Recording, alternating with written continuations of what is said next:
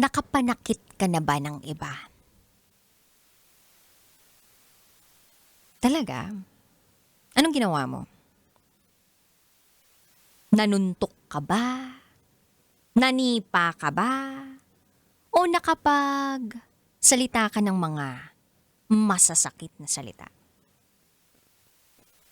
Ano ang ginawa mo na nakapanakit ka ng iba? Minsan huli na mapapagtanto natin na, dala ng bugso ng damdamin. Dala ng nararamdaman natin.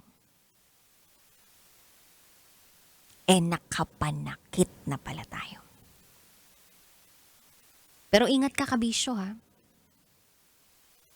Kahit na hindi mo sinasadya, basta makapanakit ka o nanapak ka, pwede kang maaresto. Aresto na agad? Oo. Kasi merong isang lalaki na nanapak ng MMDA enforcer at siya po ay naaresto. Inatake niya ang isang traffic enforcer. So kabisyo, bago ka manuntok, manakit, manipa, isipin mo munang maigi. Worth it ba to? Kung sakaling ang bagsak ko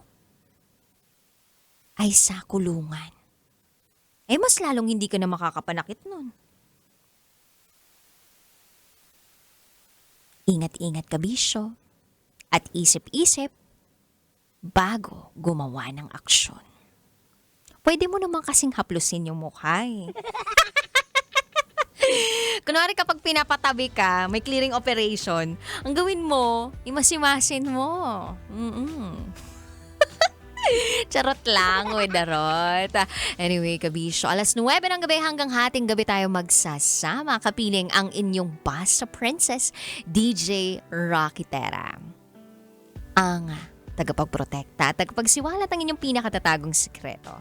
At eto na nga po, ibibigay ko na ang patikim ng DJ Rocky's Secret Files.